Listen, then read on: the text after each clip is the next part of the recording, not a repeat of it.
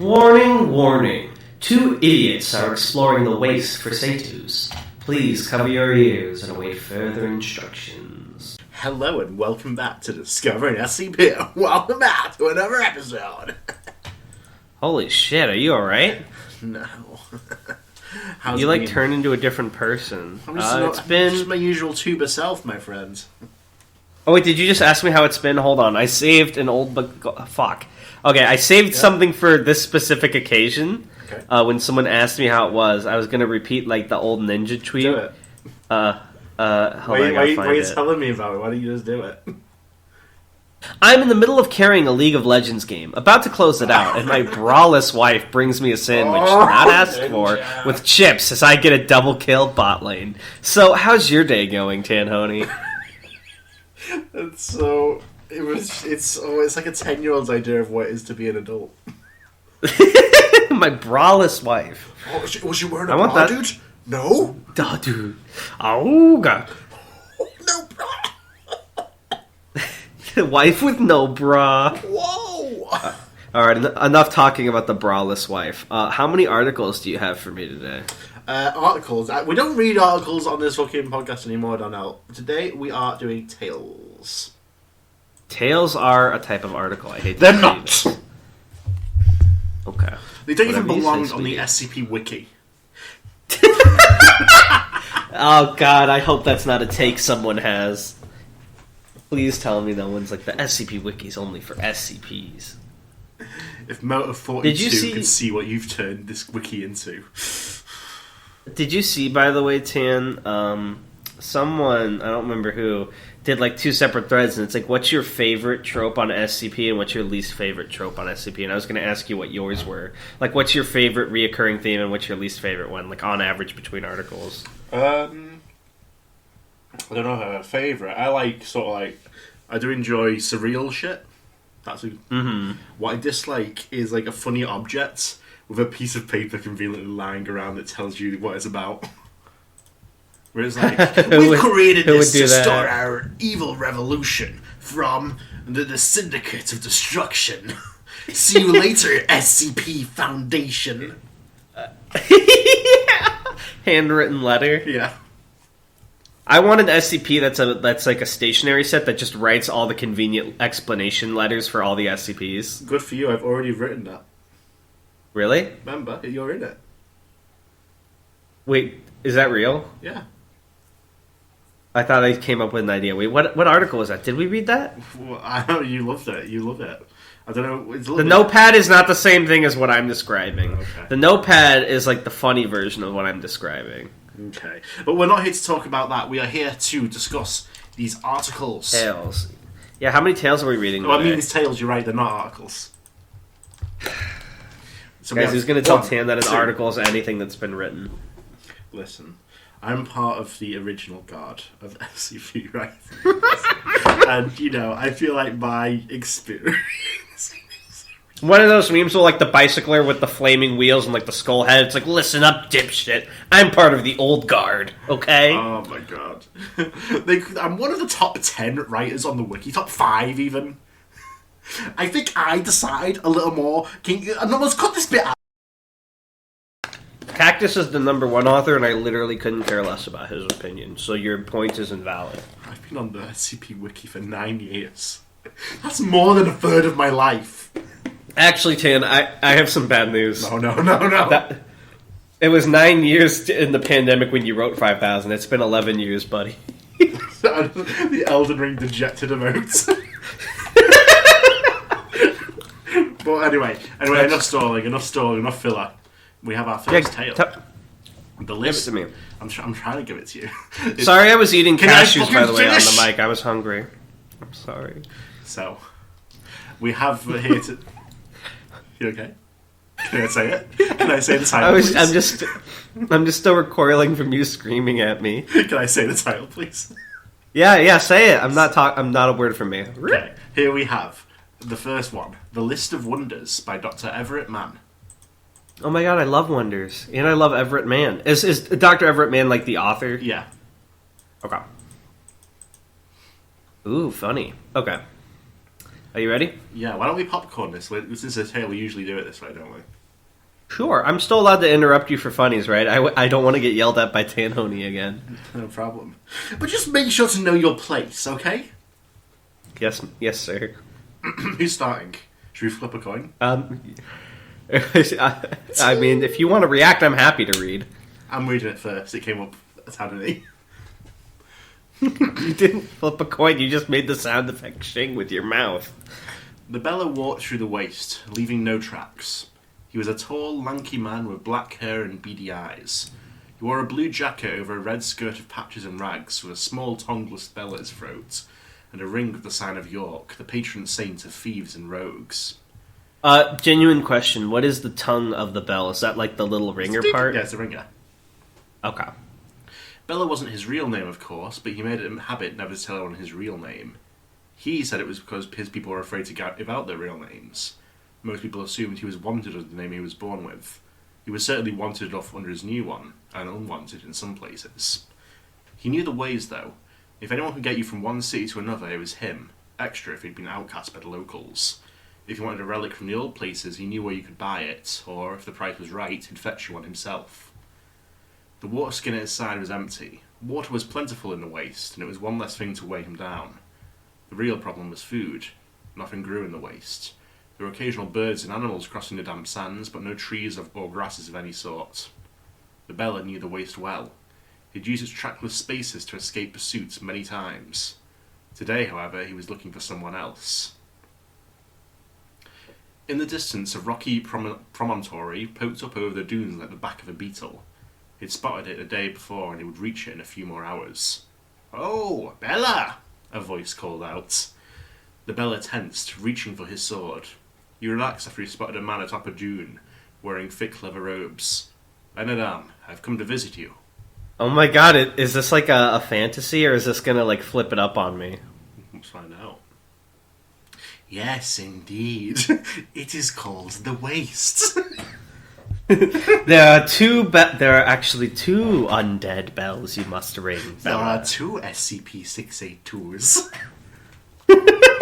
Are there? That's my new twist. You get into half health, it's like... Oh my... Yeah, every time you get 682 to half health, a cutscene plays. That's why he's actually immortal. The man began walking down the dune to the Bella. He smiled, his blue eyes almost seemed to shine from the leather skull cap worn low over his forehead. "I thought as much. I spotted you yesterday. What brings you here?" "I found some writings, and I want you to tell me what they mean," the Bella said. He held up the box with the handle he'd found. He'd found it across the world after he'd tried to rob a wizard's home and fell victim to an enchanted pool. "A briefcase full of secrets," Benedam said. "I'm surprised it's intact. Well, follow me. I've built up a small camp and we can speak more there." This was how it always went with Benedam. He always met Bella within a day of the rocks, with a campsite set up. The Bella had never been to the rocks themselves, and he didn't know anyone who had. Benedam looked to be in his middle years, but he'd been in the waste as long as the Bella had heard. Some said he was old as the waste itself. He certainly knew enough of the lost days. "I'm looking for Obi-Wan, Benedam." "Obi-Wan? That's a name I've not heard in a long time." I'm so stupid. I was actually looking for the text, and I was like, did I miss something? I didn't realize you were doing a Star Wars bit. He's a lightsaber. That's not even a story. What's Tanony doing? The helmet Hey, come on, Tanony. Stop free spitting and get back to reading. Damn. I'm just trying to freestyle the story. Get your Star Wars weeb shit out of here. I like high fantasy, okay? The hermit led him up... Sorry, I'll make a Legolas reference next time. The hermit led him up the dune into a small tent, made from leather and with the bones of some great beast for supports. There was a small metal contraption with fire rising from it. "Oh, let's look at your case," the hermit said, reaching for the case with his leather gloves. He opened the clasp with hardly a glance, though it had taken the Bella several minutes to figure out. He pulled out the papers, yellow and brittle, and began to read them over. I think I'm getting... This is like a post-apocalyptic where, like, there's a weird fantasy thing, and he thinks Anomaly's magic, and this dude's, like, some super special doctor, and that's why he knows all the old world stuff. That's my guess. Locking it in.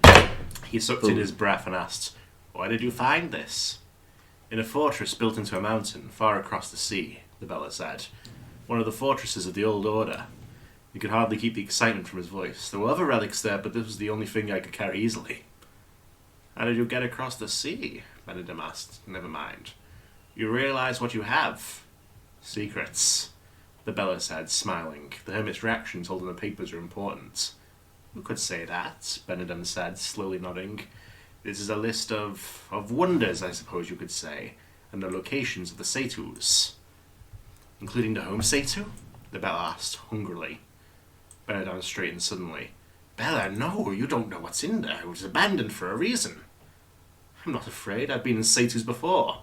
The Bella puffed up his narrow chest. I'm gonna guess Satu is like this new world version of Sight, like Sight 19.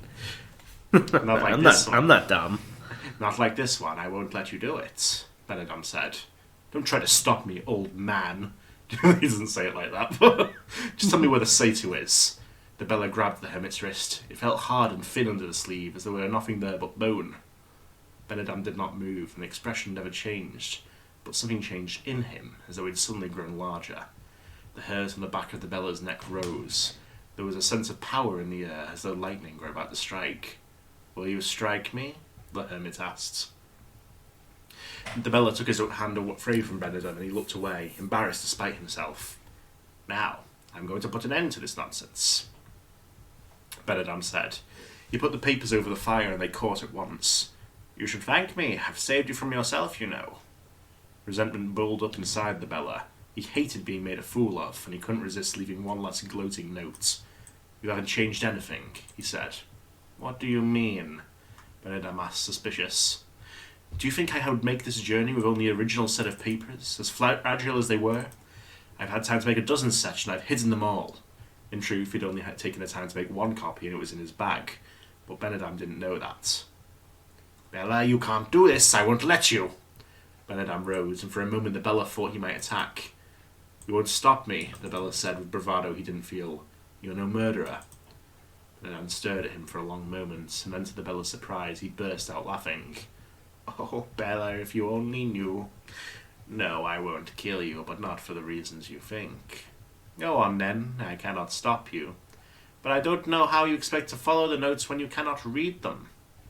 I'll find another who knows the old language, the Bella said. There's no one else, Benedum said. I'm the only one who still remembers it.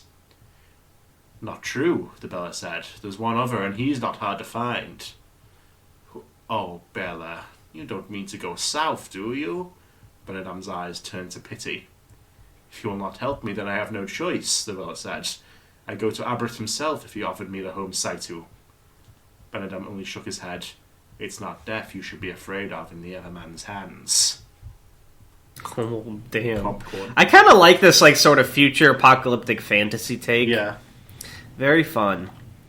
Bellden kept his bonfire small and watched the entrance to the cave. He was a week out of the waste, and there was something moving outside. It was too big to be a wild dog, and didn't move quite right to be a jumper. It could be another traveler, of course, or a bandit, but he hadn't seen anyone for 2 days. The South was a cursed land, based. Everyone knew that. Twigs cracked near the entrance, and a human shape blocked the light. White, blank eyes stared at him, and a low moan spilled out of a slack-jawed mouth. "Garrus Forge!" he swore, and raised his sword. The walking dead were only a nuisance in the open, where their slow speed and clumsy movements made them easy to kill. In the cramped confines of the cave, however, he was at serious risk of a bite.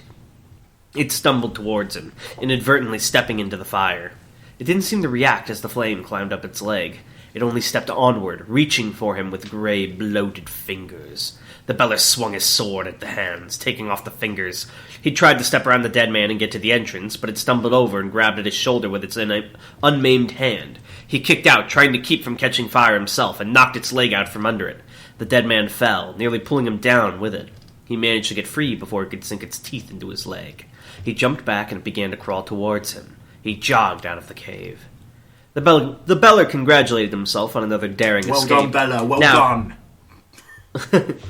Great enemy felled. Now he merely had to wait until... What? It's like Devil May Cry. A. Oh, A rank. I thought you said Ahab, like the guy who killed the whale, or tried to. Now he merely had to wait. I haven't read Moby Dick. That's fictional. Now he merely had to wait until the dead man came out, and it would be easily dispatched. As he turned, his smile slowly sank. The crawling dead was hoisting itself through the dead leaves that had built up around the cave's entrance, and they began to ignite. Beller looked at the dry chaparral around him, and then back to the cave, where all of his supplies were. "Caelus balls!" he cried in dismay, and then took off his jacket, trying to use it to beat out the flames. The dead man continued trying to bite him, even as he tried to extinguish it in the brush around it. His jacket caught, and he was forced to drop it. The fire spread quickly, and the Beller realized there was no way he could beat this fire. It was time to retreat. He jumped over the dead man and ran back into the cave. The smoke was thick and choking. He grabbed his pack and then turned and ran again, coughing as he went. He jumped over the zombie's last pitiable swipe at his feet and ran, looking for a stream, a river, anything. As he did, he felt an odd warmth at his back. He looked over his shoulder and saw smoke rising from his pack. Madly, he swung the pack off and then rifled through its contents, grabbing the papers before they could be harmed, and then threw the pack away with a curse. He started off again, stumbling in the darkness away from the orange glow that was rising behind him. So why is he called the Beller again? Because he has that tongueless bell around his neck or something? Yeah, that seems to be the case. We don't know anything more about it. I wonder if this bell is something extremely important. I'm very curious. I do like the name the Beller, though. That's very cool. Yeah. Alright, I'll do this one, and then I'll popcorn you on the next switch. The Beller waded through waist-deep water, his precious bundle held high over his head. He'd been wandering in this godforsaken swamp for days now. He hadn't seen so many leeches since the jungles in the Northlands. In the distance, he heard the roar of a bull crocodile. He shivered. He hadn't seen too many of the great reptiles since he'd entered the swamp, but he knew how powerful their jaws were. He finally made it up onto the next island. He'd been staying on land as much as possible, trying to avoid the water where he could. He wished he'd had his axe and his rope. He could have put together a boat. It would have made this trip much more pleasant. After drying off his sword and knife, he took his boots off so they'd have a chance to dry at least a little, and began checking himself for leeches. He pulled off the 4 that had taken hold, cursing them as he cut them up with his knife. He placed the papers on top of a reasonably dry tree stump, with a rock over them to protect them from being blown away. He didn't want the chance of them getting soaked and ruined now. He checked his water skin. There was still a little fresh water in it. He considered drinking it, but decided to wait a little longer. He didn't know when he'd find another spring. No food, no fire, and running out of water. He hoped he'd find the Everman soon, or he'd have to start eating the Abert-damned leeches. "Worthless bloody place," he said. What's Abert? There was another name of like a god previously. I don't know if you caught that one. With a forge, specifically. Caliph? Or Gairs? So these are names that have been sort of corrupted over time. One of them is more obvious than the others. Is Abert Abel? Abert is bright. How does you get Abert out of bright? But the forge one, I think you can probably figure out a lot easier. Gears. Oh! I was pronouncing it weird. Hey, Gears. If you're still listening to this podcast, we miss you, buddy. Bloody! Oh my god, you're the main character, somebody said behind him in a strangely familiar voice. He turned and didn't see anyone. Bloody Splotty, someone else said. The Beller realized the voice was his own. Am I going mad? Wow, he doesn't sound anything like himself. What? He doesn't sound anything like himself. How did you realize? Worthless bloody, another voice said, and this time he spotted movement.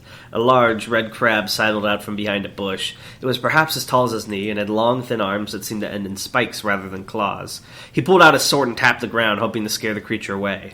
It didn't look dangerous, but he didn't like the way its beady eyes were staring at him. As he stepped forward, he felt a small pain in his leg. He spun around in time to see another of the crabs sidle away. "Fucking bastard!" he shouted. "Bastard place, worthless," said another of the crabs, scuttling over a rock. He started to run to it when he felt another pain, and his leg collapsed from under him. He lashed out at the crab that cut him with his sword, but he only managed to tap it with the flat of the blade. He heard others moving around him. How many of them were there? They all began chittering, repeating his words in idiot chorus. He felt more pains. He tried to flail around, but it was getting hard to move. Were they poisonous? What were they doing to him?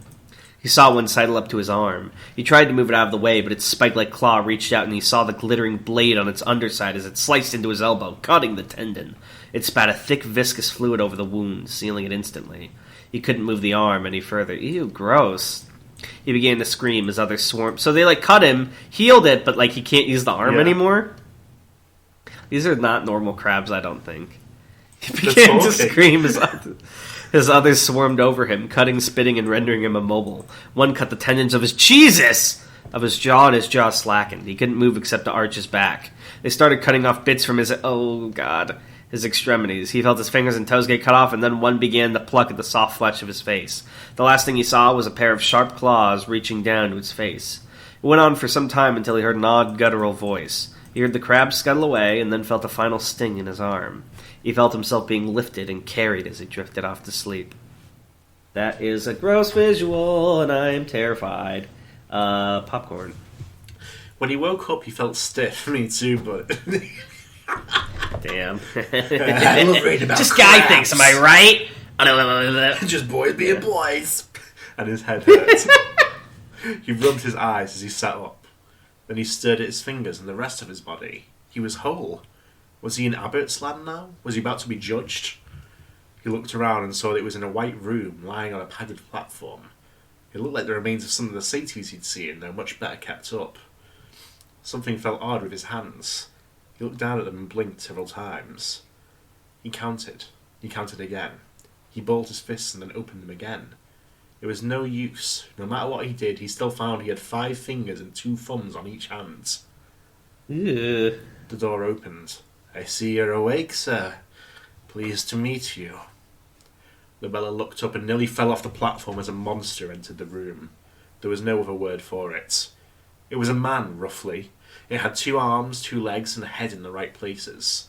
But the head was oddly formed, as though someone had grafted on the crowns of other heads on top of it, making it much bigger than any normal man's head. He had 4 eyes with odd-shaped pupils under his bulbous forehead. A mechanical construct on a headband swiveled a lens over one eye, which blinked monstrously under the magnification.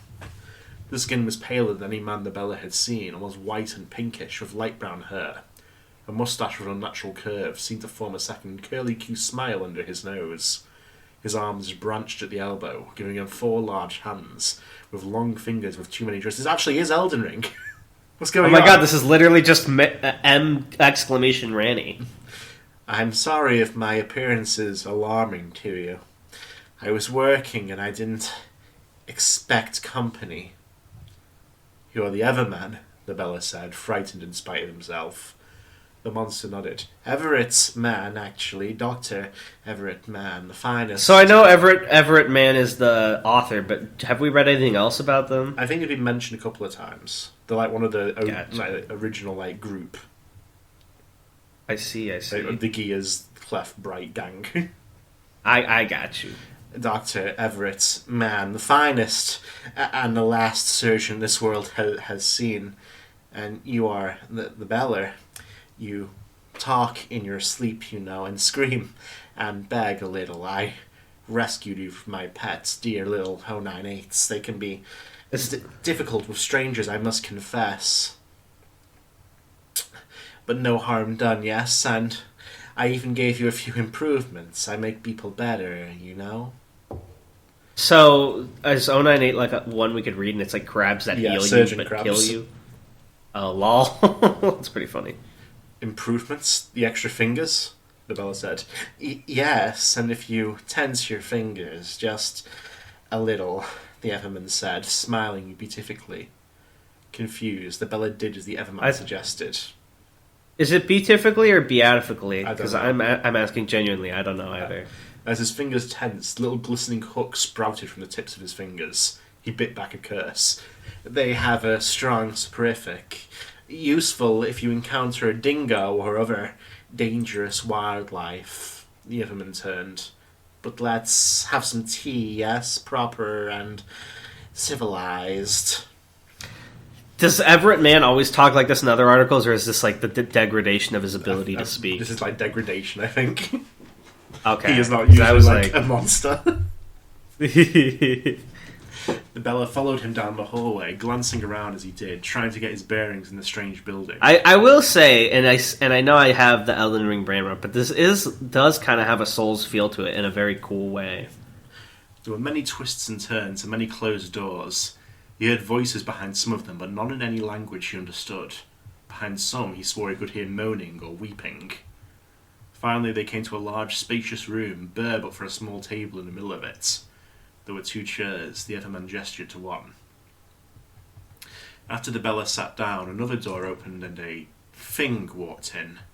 It was human-like, but not human. It had 4 legs splayed out like an insect's, and it had arms that bent too many times. Its face was perfectly formed and all the more disturbing for its apparent normality. It carried a silver tray. It approached the table and lifted the lid off the tray, revealing a ceramic pot with flowers painted on the side, 2 cups and a bowl. The Everman took the pot and the cups, and then the bowl, placing them on the table. He poured the steaming tea into both cups. He looked up at the Ella and began to ask, "Would you like...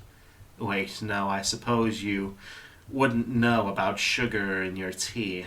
Well, it's like honey. I'll add some for you. How's that?" He took small white cubes from the bowl and placed 1 in each cup.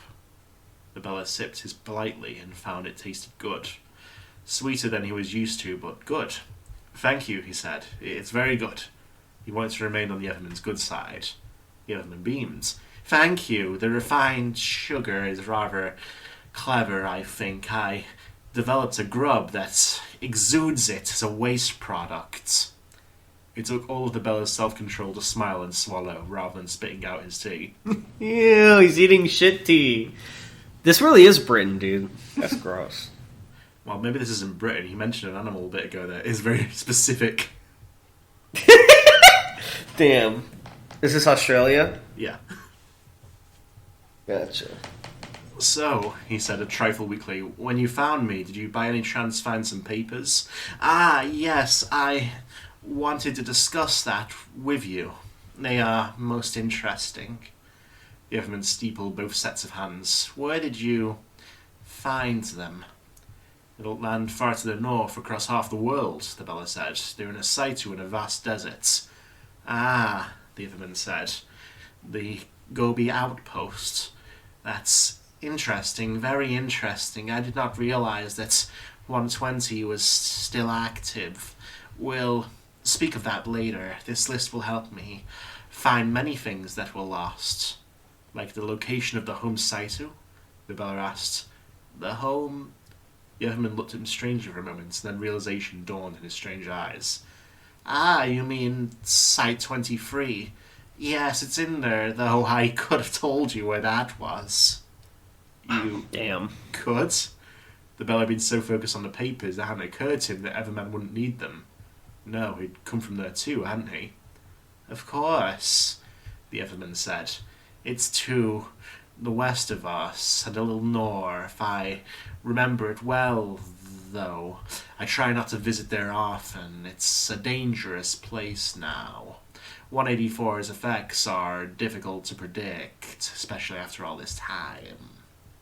So you don't remember that this is one we read on there with Gears, the architect.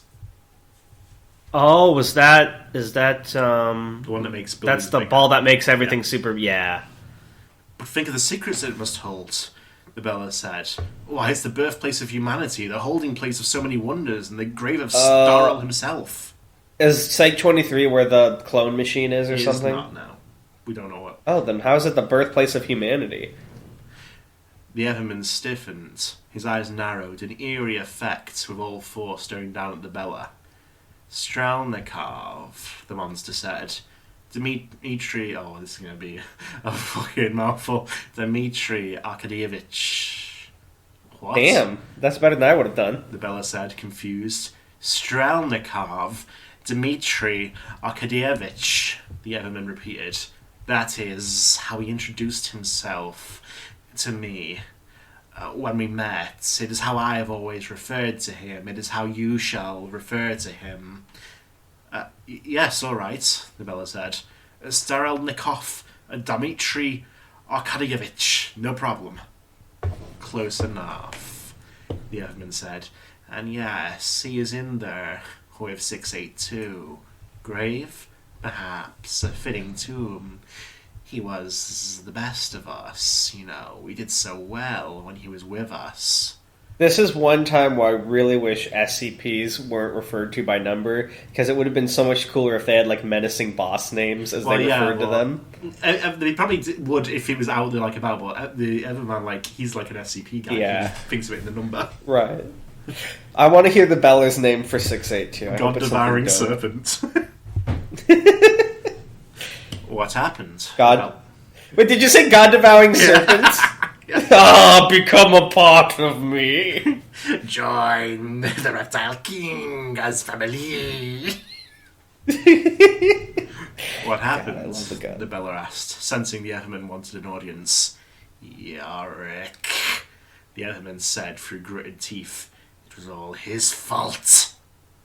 The Beller had a moment of panic, thinking to his ring. York, he was talking about the patron saint of rote and fees before.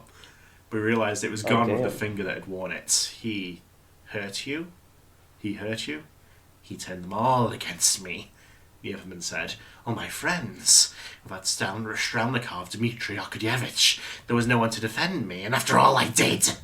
He slammed two hands onto the table with enough force to crack the wood and tip over the pot and the cups. I was the one who solved the decast problem. I was the one who suggested we alter the reproductive DNA. Rights may have done the work, but it was my idea.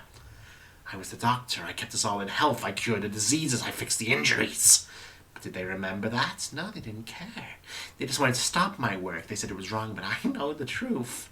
They were jealous that I could see farther, that my hands grasped the fire.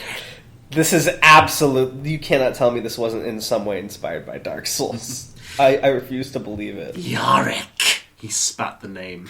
He hated me ever since the Raylan incident. He should have been grateful. I was his friend. I helped him. I only ever wanted to make him better, but did he care?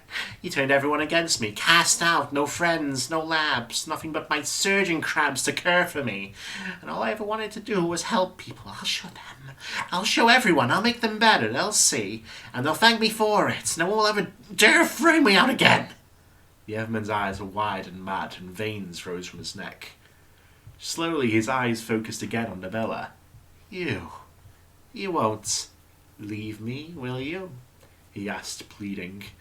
You're my friend. Yes? Yes, of course, Nabella said, terrified. The Everman was mad, clearly. If he hadn't been to start with, the years alone must have done it. Good, the Everman said. I knew you were different when you walked in. As soon as I saw you, you won't abandon me. I'll help you. I'll make you better. That's what I'll do. Oh my god, is it going to be like the fucked up version of the Maiden or the Firekeeper? Bearer of the curse, seek souls. Bearer of the bell, seek anomalies. Oh, that's all right, the Bella said nervously. I think I'm good enough for now. No, I insist, the Everman said. He gestured to his servant, which grasped the bell with a strong, vice-like grip. I understand your reluctance, but you'll see it's for your own good. I'm your doctor, after all. He stood and walked for one of the doors. The servant followed, forcing Bella along. Dr. Mann pulled out a small metal object and placed it into a slot on the floor, on a door, then turned it. The door opened and they entered. The Bella found himself standing in a vast, brightly lit room containing hundreds of different relics. My collection, the Everman said proudly. Various SCPs, wonders, I think you call them. Many the Foundation never even knew. These are just the ones that can be stored together, you understand. Others would be more problematic. He continued walking down the aisles, past shelves, boxes and crates. A broad-brimmed hat rested next to a silt-encrusted crib. A picture of a girl waved at him from a picture frame sitting by a ruby medallion. Cassie! Is that Cassie? Cassie! Free her! Humanity restored. You need to get her on the way out! She can level you up! She's the maiden. A stone cube, twice as tall as a man, cracked in two. He hardly formed more than an impression of any of them as he was dragged past. God, now I actually do want an action RPG game in this sort of Foundation universe, like fighting the anomalies and shit. He finally came up to a platform like the one upon which he had woken up. 3 arms of metal and plastic rose above it. 212, the Everman said, which is, I believe, is like a device that basically upgrades you automatically, but it also fucks you up. Nice. I was lucky to acquire it. The Foundation never understood it properly. They couldn't control it. The improvements were random, haphazard. I have better understanding. It will help you, my friend. Help you to see as I do. The Billy didn't know if he meant eyes or beliefs, and he didn't want to find out. He twisted as much as he could and delivered a swift kick right between the servant's 4 legs. It howled and released him, still got balls. Even as the Everman turned, the Bella grabbed a box off a shelf. "No, you fool!" the Everman shouted as the Bella threw the box's content at him. He tried to grab a tiny red object as it bounced away, but evaded him. Oh, is that, not 055, the one that's like, you put it in and you go to the fuck world? I don't know about that. The Red Sea object? You know what I'm talking about. I don't know. The Bella turned and ran. He heard crashes behind him and saw the servant running after. It screamed at him, a high-pitched keening that grated at the Bella's ears. Then something struck the creature and it stumbled. The Bella thought he saw a tiny red streak and then a shelf collapsed. He cursed and added even more speed, looking for shelter. "Traitor! Quisling!" the Everman's voice echoed through the room. "Yorick!" The Bella saw an odd-wheeled box. He jumped inside of it, on the off chance it might be enchanted to move. He looked around for some sort of control mechanism. That's interesting that he thinks of it as an enchantment, but he still looks for the control mechanism for the enchantment. Very interesting indeed. There were several levers on a large wheel. He tried them, but got no noticeable response as more objects broke and shattered around him. Something punched through the roof before shattering the front window. The servant, one leg trailing behind it, jumped on the front of the vehicle and reached through the broken window at the Bella. In desperation, he clawed at it, raking at the creature with the hooks the Everman had planted in his fingers. It hit and drew its arm back, then tensed as if to jump. Finally, the Bella noticed a small metal object, like the one the Everman used to open the door. He grabbed it, praying to Gaia and Semiril to send him somewhere safe as he twisted it forward. There was a sudden, complete lack of sensation. For the second time that day, he wondered if he were dead, about to face Everett's justice. Then suddenly he found himself falling. He landed on a sandy dune with a force that knocked the wind from him. In the distance, a building half buried by the sand stood, and nothing but dune for miles. He stirred and then laughed until tears streaked down his face. It was a sight where he had found the papers, and the whole quest had begun. Is there a sequel to this? And it's a whole canon. It's the Bellaverse. I want to read the Bellaverse very badly. So this is the first tale in it, right? Yeah. Can we make this our next thing for a while? Screw guests, because I'm so invested in this. Well, we have two so I'm more. curious. Oh, sorry, what were you saying? We do have 2 more, so you've got more to look forward to. Yeah, I was going to say there's a lot of things that I'm curious about. 1, why Bright is a god for some reason. 2, more about Everett Man. 3, who's Yorick? Because I noticed there's a tag, so I assume he's also one of the super special doctors. I think he was like an agent, but he was like one of the original gang, I guess. And very, very interesting is that this is tagged Kane, but I don't remember Kane. Was that the first guy he talked to? Oh, it might have been there, yeah. Benedim is Kane? Yeah, I believe so. Very interesting. He wears a skull cap over his head because Kane has a thing on his forehead. So that's why he lives alone. I never even thought about that. Yo, tags, hashtag spoils, but based. Ben I'm giving this an in upvote. biblical Hebrew simply means human being. That's pretty cool. I'm popping an upvote on this. I'm giving this a 10 out of 10. Actually, no, I'll give it an 11 out of 10. I really like this a lot. And I love the Souls-like feel of it. I don't know if you picked this because of the Elden Ring brain rot. You did? Yeah. It just has that. It has that capturedness I can to imagine it. the intro. It tells me about Gaia and the other gods and how they got all fucked up. Dude, wait, there is. So this isn't the first one? I'm just imagining the Dark Souls intro. Oh yeah, Yes, yeah. Indeed. It is called Australia. Oh my god, I'm curious how the world became like this, what there is to it, but I know everyone when they think of SCP games wants Control or that YouTuber bait, the Containment Breach. I would love a game that's a Dark Souls-esque game, but this. That would be so cool. I would love to play as the Beller in an action RPG, He's not much of an action guy though. One zombie almost fucked him up and he couldn't even kill it and almost burned down the cave. Yeah, but that also plays to SCP. Like you could like collect articles, and then you have to like find unique ways to deal with enemies instead of fight them. Like you can fight them, but you usually get fucked. And then you have to like find weirdo ways to trick the enemies into getting into traps and stuff. Nice. This actually reminds me, Tan. Did I ever tell you about my D&D idea for SCP? I think I did. Where it was like a isekai where like 4 different Foundation members get shoved into a fantasy world and they don't know what else to do, so they like start their own like SCP Foundation where they're like capturing goblins and monsters and like figuring shit out and leveling up their classes. That's pretty cool. I don't know.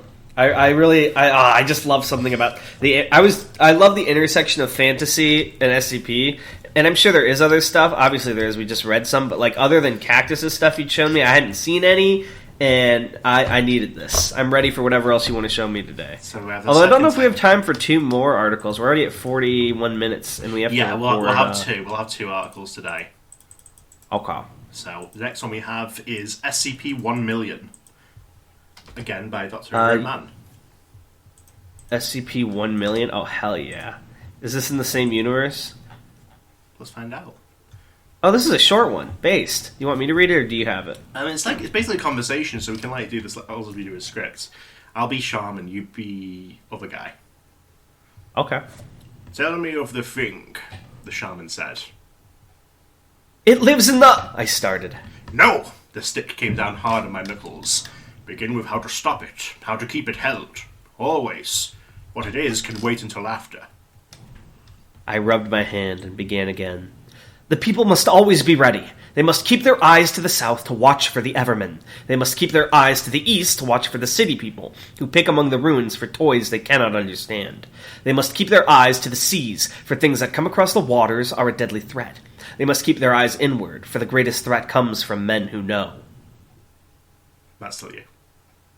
Oh. No man may enter the antechamber, but that he comes to light the fires once more, or else that he is a shaman going for a vision quest. He will enter with one other, and neither may leave except with the other. When they leave, they close the door shut tight behind them. Oh, he's talking about how to deal with 173, isn't he? Well, let's see. At all times will there be 5 guardians at the door, chosen from the people entrained in war. They will keep their spears sharp. When one sleeps, another comes to replace him. Their dogs will sleep at their feet, ready to challenge any who comes from outside or within. I looked up at the shaman. Now? He nodded. You know how to keep it held. Now you may say what it is. The SCP, called a wonder by the ignorant. Is this supposed to be SCP? Yeah. SCP? Called a wonder by the ignorant, holds the number of 1,000 thousands. It is of the kind called Qatar, the all-consuming. I took a deep breath. Oh, they're like trying to train up a new foundation, I get it. There are 2 parts of the SCP. Of the first, which we shall call the Aleph, is a dream of butterflies.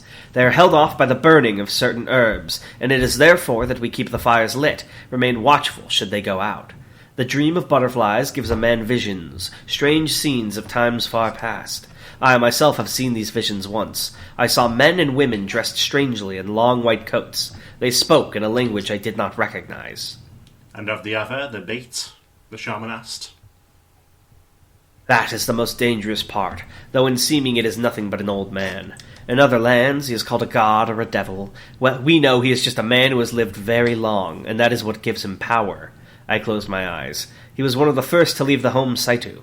We do not know how he came to live so long.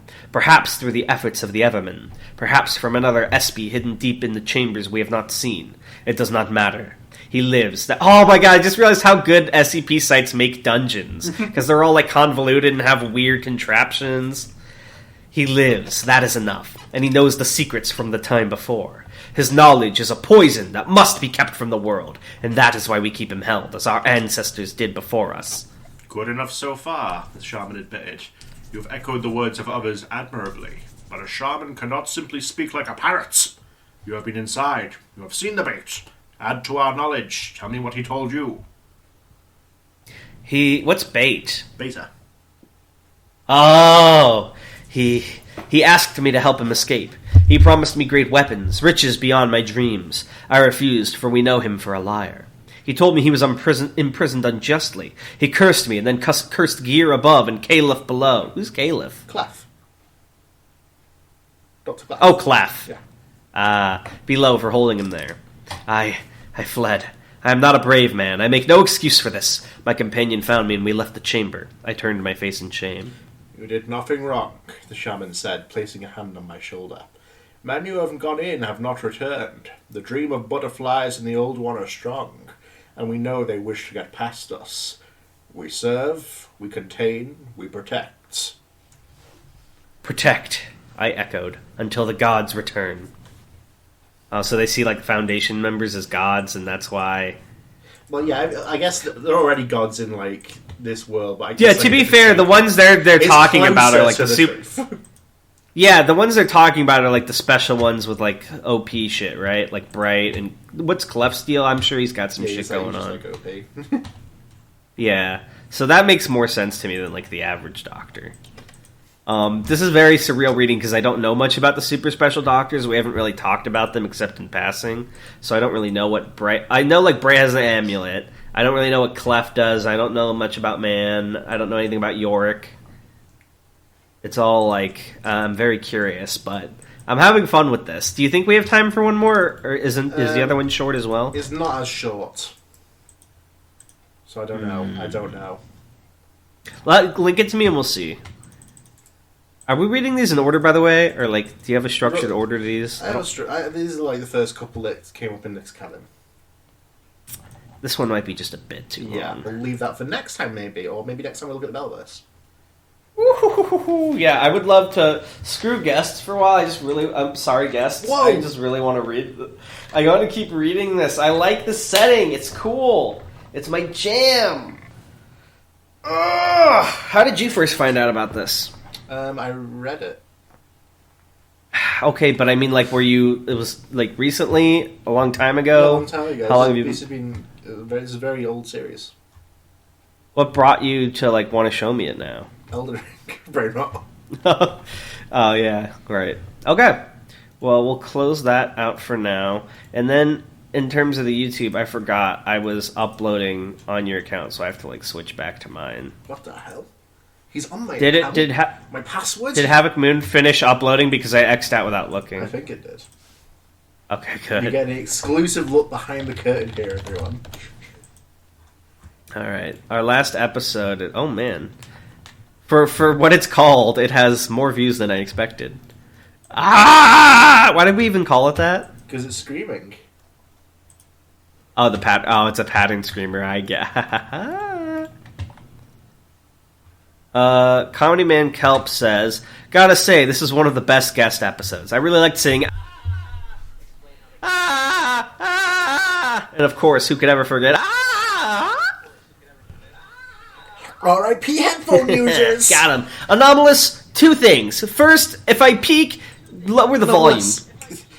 Second, remove the sounds of me eating cashews earlier in the intro. Thanks, Anam. Damn, that's what so you're gonna do it all that Shaithalia says, Darnell doing a Markiplier voice again, lol, or whatever it's supposed to be. It's my Skipper voice, and it's actually Patrick Warburton. It's not Markiplier at all. Have you ever watched The Emperor's New Groove? Kind of sound... now that you say that, it does it? No, it's supposed to be crime. Can you but it's like in the middle. It can be many things. Ask me if that was the bite of 87. Oh my gosh, was that the bite of 87? I can kind of hear it.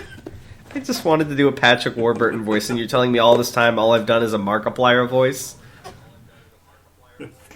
Maybe Markiplier. I'm doing the dejection emote from Elden Ring in real life on my chair. Thought Experiments and Other Stuff says, a name I haven't heard in a long time. Three Yellow Arrows, which is a cool name, says 5258. I was referring to what Dr. Gear said, that he hasn't seen SCP-028 used in other articles. I listed the articles that 028 is used in. Oh, okay.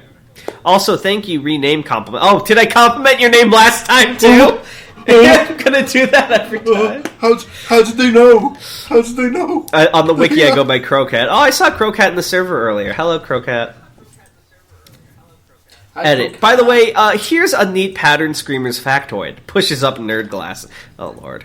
SCP-1694, Ghosts of Venus, is technically a Pattern Screamer article. It was written by the person who first wrote about Pattern Screamers, and when it was posted, it had a transcript from an alien race that came in contact with the Screamers.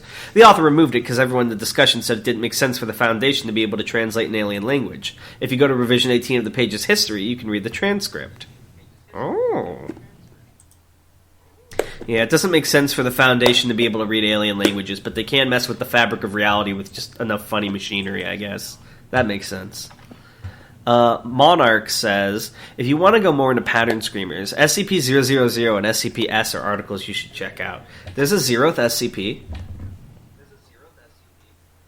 I do have a question about that. And I'm not talking about like from the opinion of discussions, because I know a lot of people have like various opinions on what can and shouldn't be done. But like when people do a weirdo thing like -S or -000, how does that fit on the main list? Like, do they slot it as a tail? It doesn't. Those are tails. Brett says, "I'm so happy with this episode's guests. They're my favorites so far." Smile. Yeah, I really enjoyed having Tanhoney on last week. Thank you, he was Brett. great. I'm glad you enjoyed it. What? Thank you, Brad. His name's not Brad, it's bread. Brad. Brad! Insert Right, Bradley. Insert clever name here says, shaking my head. The SCP accusing me of not watching the videos? I watch them. My funny is just drained and destroyed, so I don't feel like I can make a good comment. Any comment you make is a good comment. Every comment exactly. you make is good. Don't worry, clever name. Anyways, Pattern Screamers are basically just online introverts. I can only have 10 people know about me, or else the creature crawls out of me and removes them from existence. Ooh, woo. Is that something introverts can do? I've never been able to do that. It's something I can you? XD. Who have you removed someone from existence? Well, I guess it wouldn't matter because they don't exist anymore. Okay. Yeah. There used to be 4 people on this. Oh my god, wait, what? Don't worry about it. I like flashback to like the memories I have with the other 2. Oh my god. Who would they have been? Probably Salmon Corbet was one. Well, he still exists. Okay, so who have we had on that doesn't exist? Remember those fake names that I kept coming up with when we were reading what were my articles? Those were our co-hosts. I'm remembering Marabella-chan. We used to share so many laughs together. Hey, we'll reach 100 episodes together, right, Jordan? She died in episode 37. This is so sad.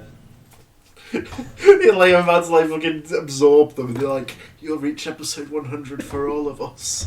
Like, I like to imagine the only reason I wasn't killed is for some reason the laws of podcasting state there must be at least 2 hosts, or you can't do it. So you like had to keep me alive.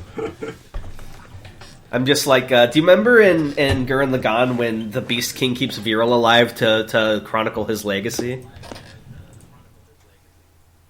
That's my role. I'm just here to chronicle your deeds. Cute Sweet Corgo says, why did we put Skipper in the SCP non-existent eyes? Edit, poor anomalous.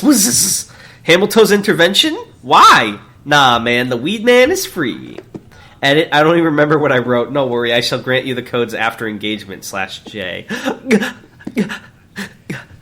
War Eagle 21 says, hello again. What? Pattern Screamers? Never heard of it. Smoke smirk emoji. Dude, this guy's cool as fuck. I'm kind of... Doesn't even know what SCP is. I'm sure he does. Hamiltoe says, An anomalous writer says, the first letter of the English lexicon, capitalized, to be repeated 10 times. Thank you. Guare Fernandez Emil says, order is a man-made concept. Sounds like a Joker quote. Anyway, good episode. It had been a while since you guys read something by Cactus, and this didn't disappoint. To close this comment off, I would like to thank the people who recently donated to Corgo. You all are great. Yes, thank you. Everyone who donates to Corgo, by the way, if you reach the one... Yes, there's a special Yeah. episode coming up. I will read every one Yes, of once the these little fundraiser comments. ends. So make sure you leave your comments if you donated. I haven't thought this through. It's going to be Yes. absurdly long. If you donated more than $5 to the GoFundMe, please, or like you donated to the PayPal. If you donate to the PayPal, send us a picture of it and like DM the comment to Tanhoney or Jackrabbit. Probably she would probably be able to compile a list. And if you did it on GoFundMe, make sure you leave the comment you want us to read. I know one bastard's going to make you read Chinese, so you're going to have to study up so you don't like get us canceled. So work on that ahead of time, Tan. I can't wait for Tan to come out swinging with perfect Cantonese. Actually, Tan, wait, are you there? I'm almost. I did not the sound of this crunching, by the way. Sorry. Do you know any other languages? Oh, I know a little bit of Spanish, but not enough to like properly converse. I almost knew a little bit of French, but it didn't stick. I can imagine. Sacré bleu. Oh, no. All right, guys, we're ending the episode now. Bye. No, I'm kidding. We have a little bit of free time, actually. It hasn't been an hour yet. Is there anything you want to chat about? Or do Je m'appelle Tahoni. Or do you want to try to read that article, maybe? I watch television. I have no clue what he's saying. I don't know French. I don't know what you're saying. I go to the bibliothèque. Wait, that's the word for library in Spanish, too. Biblioteca. All right. This is it. I feel You can't just keep saying random French shit for the next 5 minutes. Please talk to me. Inception. And this is not content. This is Kino. Did you just say this is Kino in a bad French accent? Speaking of Kino, wasn't there a movie I wanted to watch with you? I can't remember what it was. Yes, it was The Ring versus you wanna The Grudge. We have not seen either The Ring or The Grudge. I think I might have seen The Ring a very long time ago, but I don't remember anything. Well, like, through pop culture osmosis, you pretty much know what happens. And The lady comes out of the TV. You watch the tape. I actually feel like I've seen more parodies about the Ring lady being a cute anime waifu than I have about her being like a scary person that like kills people. At this point, I feel like it's like the most memed upon scary thing. You know what I mean? As for Sadako, though, I know she has a similar thing. It's The Grudge. That's like she pops up in the mirror. She's the same sort of archetype as Spooky Ghost. But she pops up in the mirror. I don't think she's not as much sort of technology oriented. I think she's more of a classical. Yeah, she's like the SSGW assassin. She like pops up in mirrors and stuff. Do you want to go watch that now? No, we gotta get April Space done. April Space. Who reads that anyway? Am I right, guys? If you, that's called the password for this week is you have to comment your favorite Aetherial Space character, and if you say Dragon, I know you don't read Aetherial Space because he's like no one's favorite character. Now here's the actual password. Write a little intro, Dark Souls style intro for developers. Really? Yes. It didn't start with the phrase, yes, indeed. I've been waiting for you to write the thing I've been talking to you about so we can do the Aetherial Space trailer. I just need you to write and draw, and then I can narrate it and put it together. It'll be brilliant. Come on, Tan, think about it. The glory. What movie is that? But we are literally just stalling. Yeah, that's why I kept trying to say, hey, do you want to try to read that other thing maybe or something? But you just kept talking in French at me. Oh, that's a good idea. I'll do it for 2 more minutes. Actually, don't do that. Okay, alright. If we're just going to chat and you don't want to read, tell me about your Elden Ring experience. What are you working on right now in game? I don't know if you even know this area exists yet. I'm in a new area. It's fucking hard as shit. We got to the point in the game where they start throwing in the bosses as normal enemies. Oh, joy. Yeah, we kind of had to deal with that at the capital, right? We had to take on the tree spirit. It's more than that. They don't even have boss health bars anymore. Oh, right, yes. Wait, what do you mean, oh, right, yeah? Nothing. I'm sweating now. We still need to do the capital. You'll never know. I need your... Oh, yeah. Well, we have to do Aetherial Space first, but after that, do you want to help me with the Skull Moth guy? Epic. Oh, sure. All right, we can take him down. He should be easy peasy. Well, I gotta get the stuff edited as well, so it's gonna be a bit longer than that. But anyway, yes, we're wasting time though. We're about to hit 60 minutes. We're gonna have a 59-minute episode. No one wants this shit anyway. There's no views. There's no revenue. I'm fucking crying. Okay. Thank you for watching, everyone. This podcast gets more depressing the longer it gets on. Maybe we should like. Maybe it's we like Dark Souls. It's a we should have like a. Maybe we should start writing a vague structure of what to do, or like timing things out better. Why? That's not what these people are here for. They're here past episode 100. They like it. All right. I'm just saying. Okay, bye, guys. I'm pissed off now. What? There will be no. It looks like we're a solo podcast from now on.